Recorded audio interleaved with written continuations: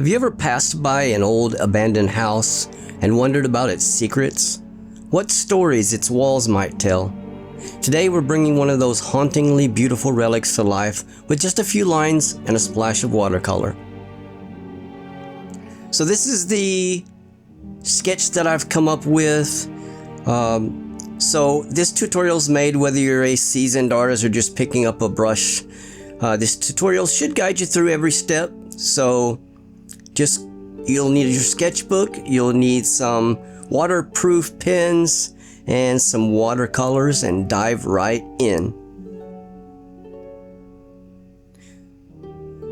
So what we're going to do now is we're going to bring out the details of with our waterproof pen. I am using a Pilot Cocoon COCOON for my sketch, and I have some platinum carbon black ink in it, which is pretty waterproof. So we're just gonna go ahead and add the details into the house, the tiles of the roof, and the cracks and stuff in the house.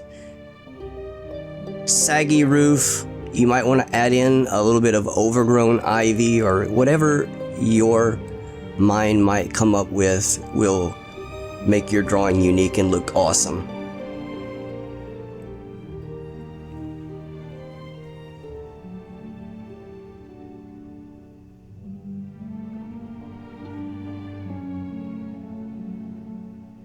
So I'm just working on the roof right now.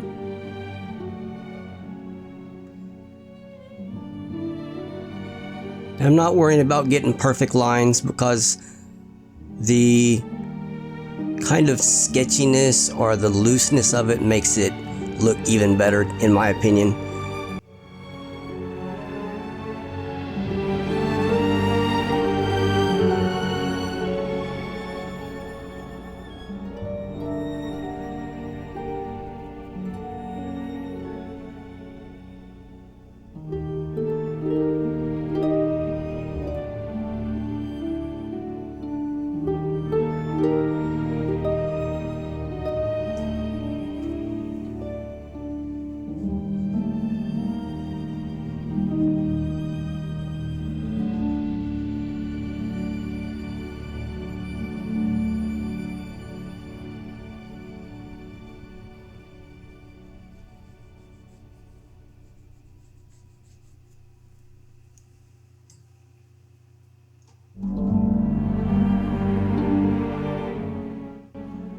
So I'm just finishing up the roof here. And kind of all of the roof basically has the same pattern on it. It's just some kind of like ceramic tiles that you might see in Europe or maybe in Asia somewhere.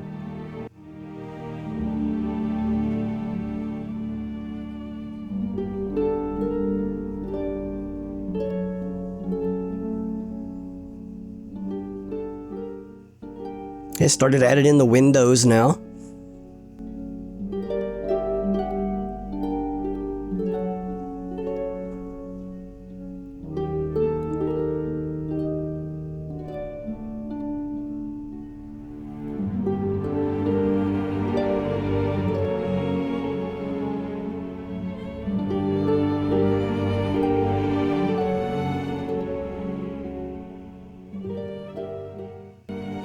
So when I did this sketch, I purposely made it look leaning.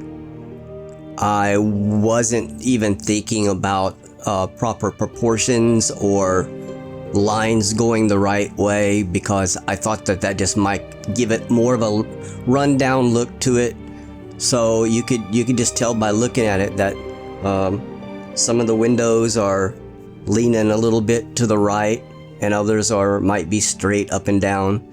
The roof has little bows and not straight lines in it to maybe it's got wet and maybe swollen up a bit, and then other parts might have just sunken in and fell down. So just the kind of things I'm thinking about. Also, by thinking about it like that, it will really take the pressure off of you maybe getting out of your mind and worrying about whether it's proportioned correctly or not.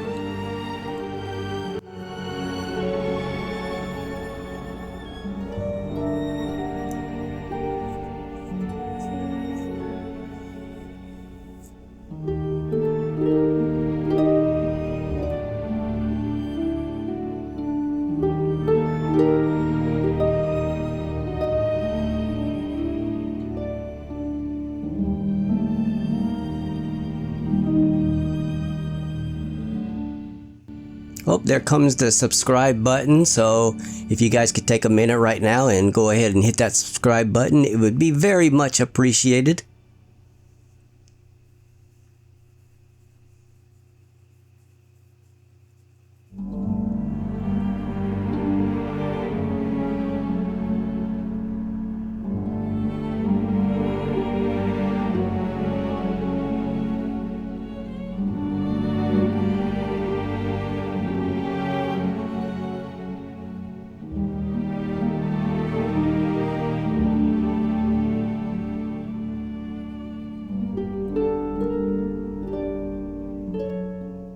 You can see me, I'm adding a lot of texture in with cross hatching and giving it a little bit of details with cracked paint and little marks on the house. Right there is a good example of the wall not really being straight, how it's kind of bowing in a bit. And also when you have exaggerated perspective, it makes it really interesting also.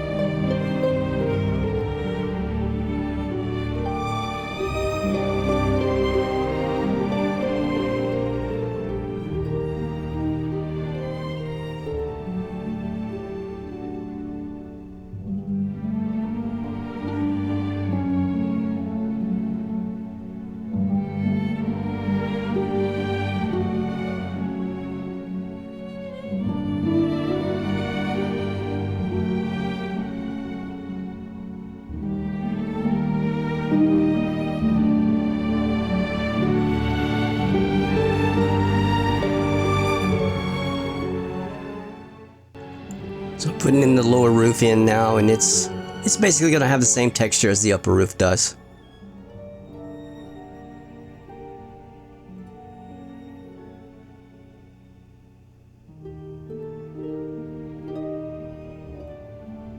So I'm adding little ridges where those rounded tiles might end up there at the edge.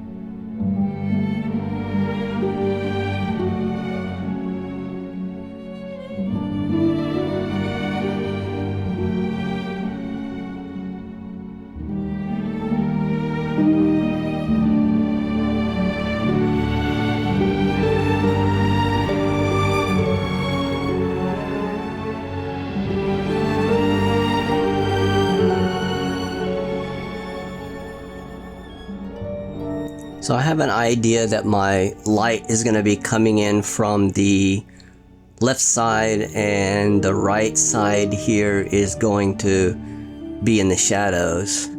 So the way I kind of like to do things is I'll use my cool colors in the shadows, and I'll use my warmer colors where the sun's coming in at.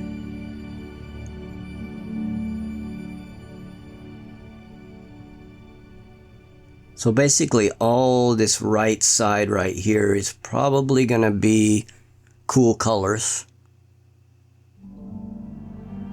And then from this window that I'm doing right now, going towards the left side of the canvas is all pretty much going to be warmer colors.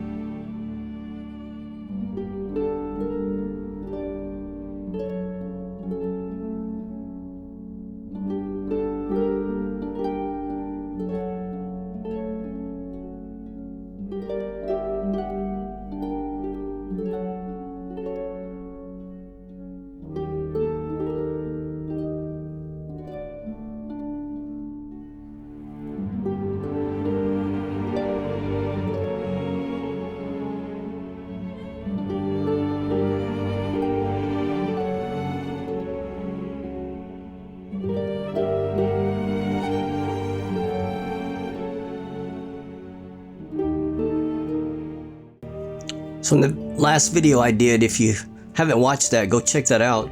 I used a water-soluble ink, so when I added water on it with the brush, it smeared it, and that's what I used for my shadows. I'm going to try that again. I think the first time that I did it, I put a little bit too much ink, where I think a little goes a long way when you're smearing it. So I think next time I'm going to just put smaller portions of ink on it to bring out the shadows. And then if I needed to add some more, I could always add in with some watercolors, some darker shades. So I turned the canvas around upside down on this so I wouldn't smear the other inks. This ink dries pretty fast, but I just didn't want to take a chance of my palm smearing the inks on the other side, so that's why I turned the canvas to this side. I'm going to turn it back over here pretty soon, and I'm going to have like a tissue or something under my hand to keep me from smearing things that I've already done.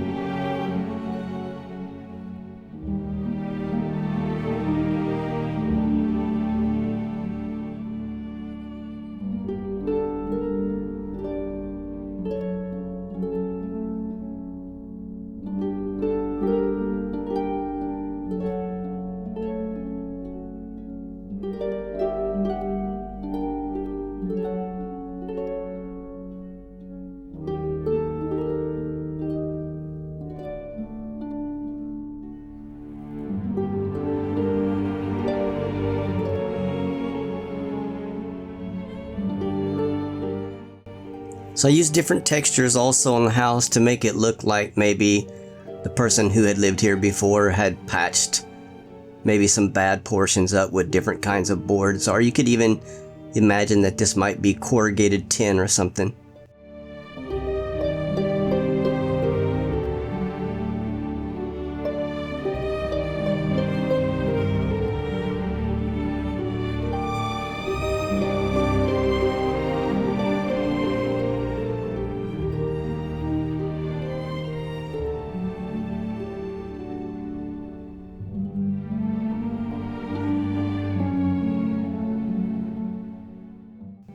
Oh, and there's another reminder for those who haven't subscribed yet to please do so. If you take time right now and hit that little subscribe button, it'll make me very happy.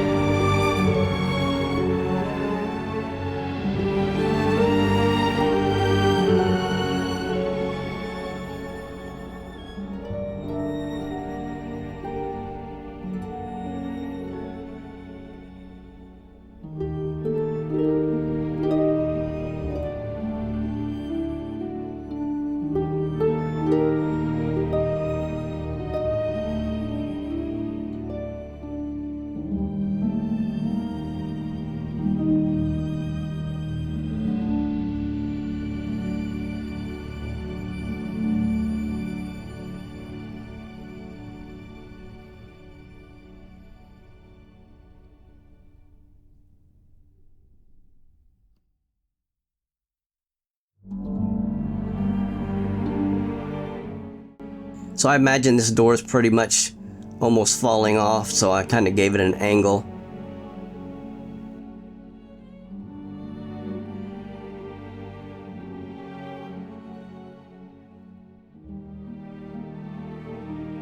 Just kind of putting in some loose ground here to give the house something to sit on.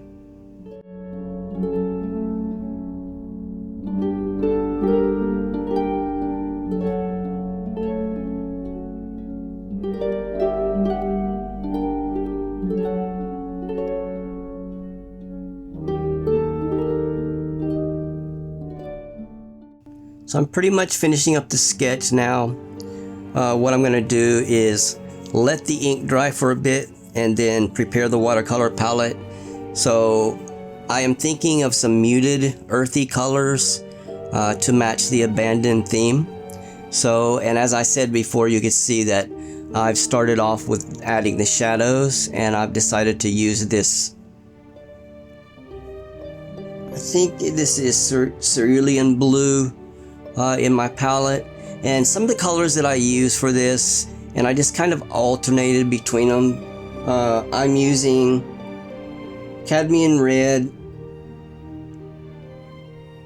alizarin crimson, cerulean blue, a little bit of ultramarine blue, some sap green, some yellow ochre, and some burnt sienna and burnt umber. I'm adding probably a little bit of Payne's gray to it for the really dark spots, but all of these colors are very muted and earth tones.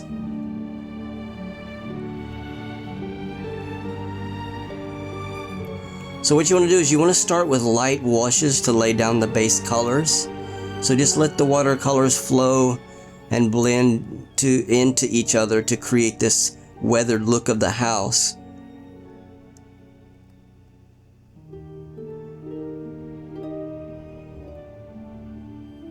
So I'm just hitting the spots that I think might be in shadow, and also using a tissue to mop up some of the colors.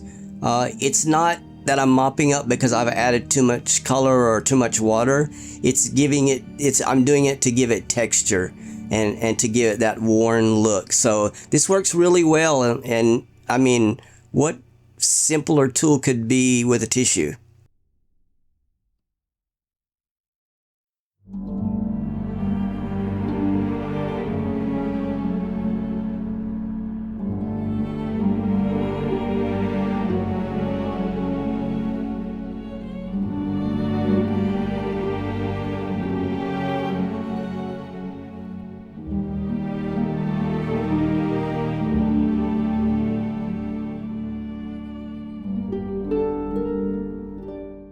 So I'm just adding blue to everything that I think would be where a shadow would be cast at.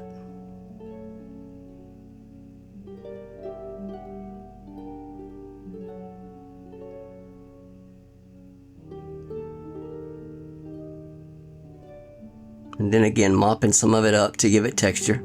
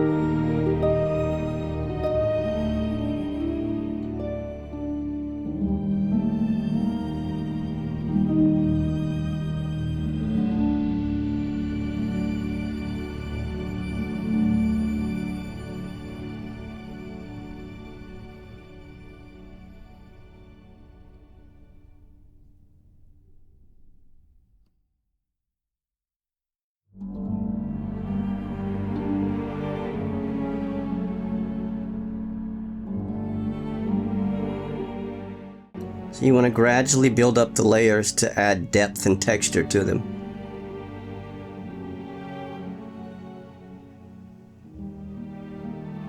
So I waited for the first wash that I put down to dry before I started adding these darker parts over it.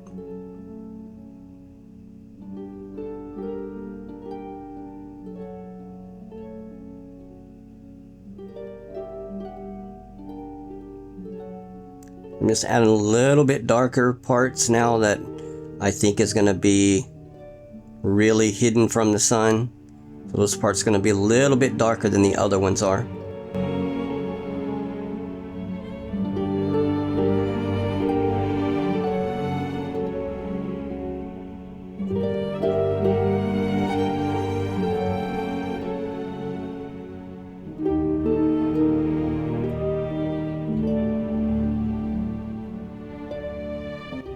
Okay, now I'm starting in on the side of the house that's going to be in the sunlight. So again, as I said before, I'm using some warmer colors now on that side and still maintaining the earth tones. So I think this is probably a mixture of yellow ochre and maybe burnt sienna.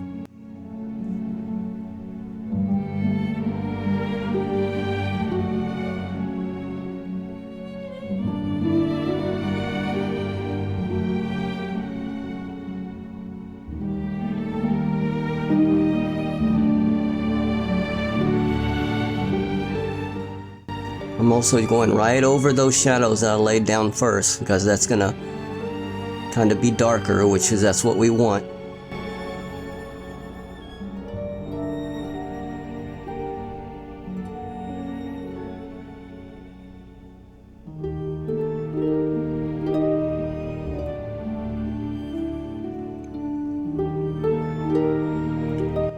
That color right there is probably a burnt umber, to give that part look like maybe some of the wall fell off or some of the plaster or whatever it is. So for the roof, I'm adding in some cadmium red.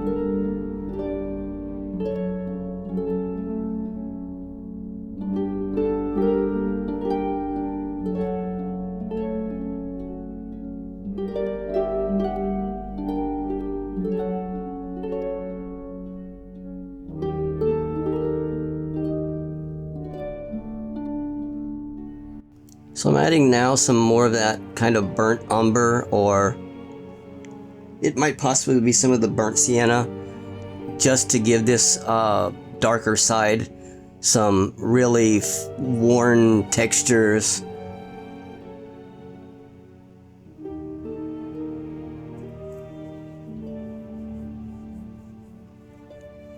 I'm not covering everything because I want some of that blue to shine through.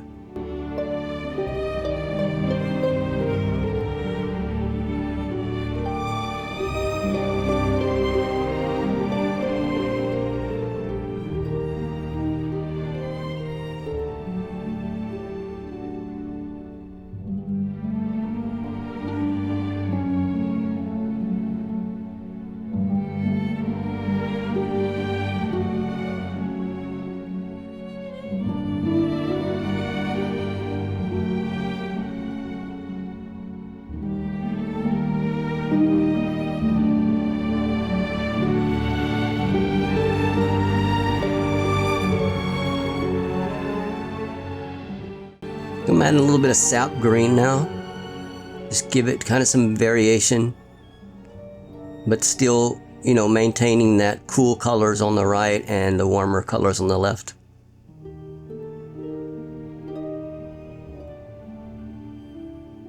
So I wanted that edge of that roof to be a little bit lighter because it might be catching the sun a bit. So I kind of added some more water to it and kind of mopped it up a bit to pull up some of that color.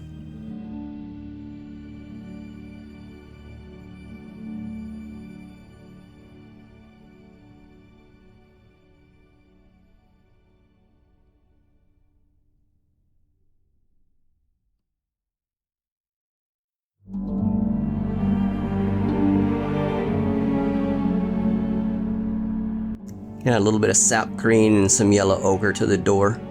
And the yellow ochre went on really thick, so I picked up some of that.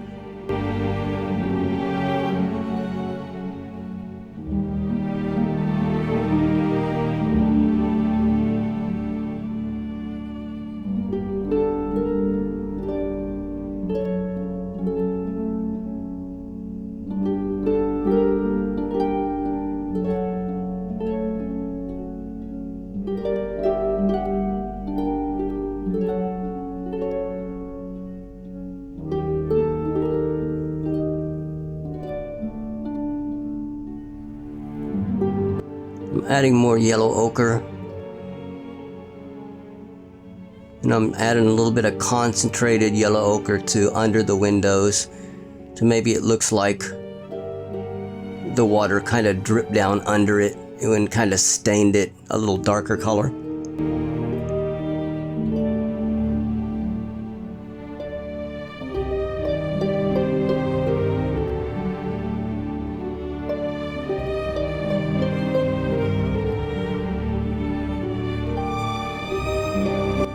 It's a really fun way to do it, and you'll be amazed at just the things that come out of it. You know, things that you weren't like trying to do, but they just come out of this process, and you'll really like some of the things that come out of it that just happen by accident.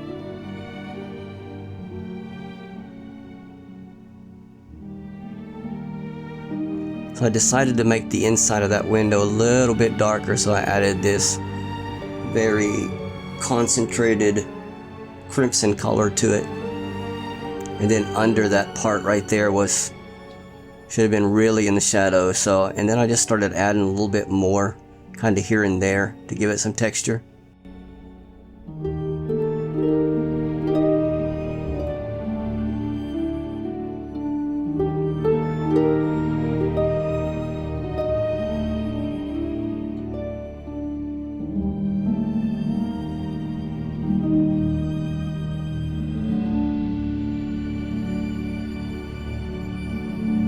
Okay, I'm going to lay this base color of yellow ochre down here on the bottom, that last part. Then we'll probably go back over it with some darker reds or darker crimson colors to give it that texture. So I wanted the door to be a little bit different color so it'll kind of have some contrast from the rest of the wall.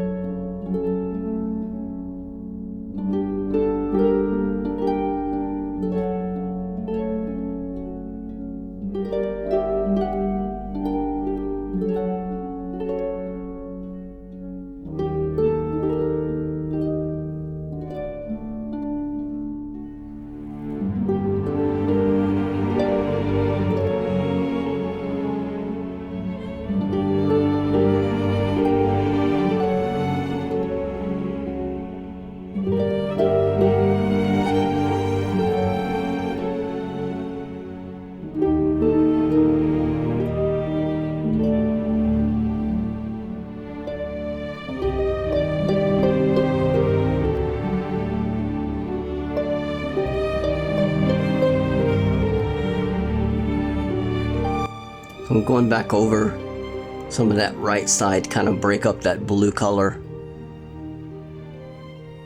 But again, I'm letting some of it shine through also. So I'm just adding some more of that kind of yellow ochre color over the top of that blue, which maintains it still keeping a cool tone to it, which is what we want, being in the shadows. But it's kind of breaking it up where it isn't all one color.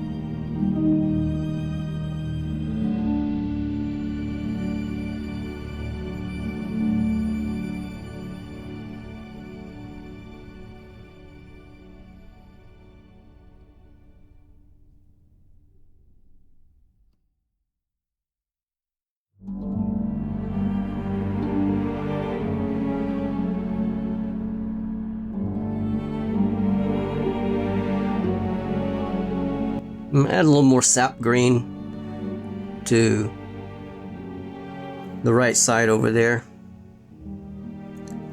And now I'm just going back over these parts that might have darker shadows in them with some darker colors. I think I went ahead and colored that doorway in there with some pretty concentrated Payne's gray because I wanted it to be really dark color.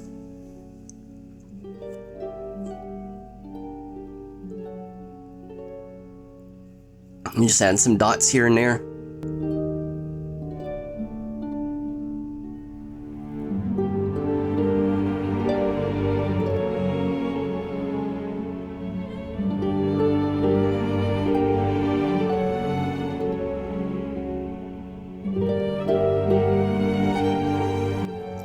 So we finished with the wash in, and now what I'm going to do is I'm going to go back over, and I'm using a Pigma fine liner to darken in the outlines of the project, just to kind of make it pop out a little bit, make the colors pop out by having that contrasted edges.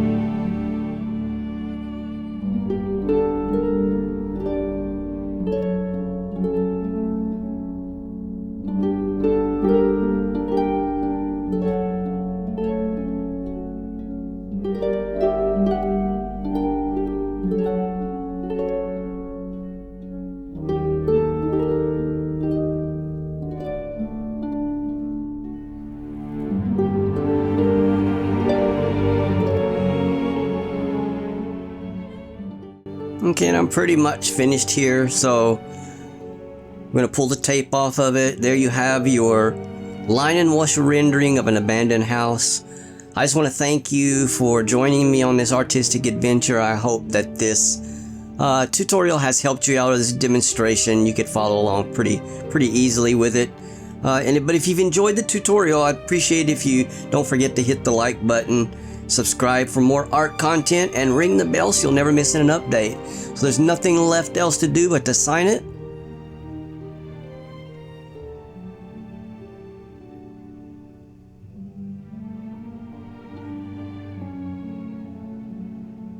And we will see you again next time. Take care.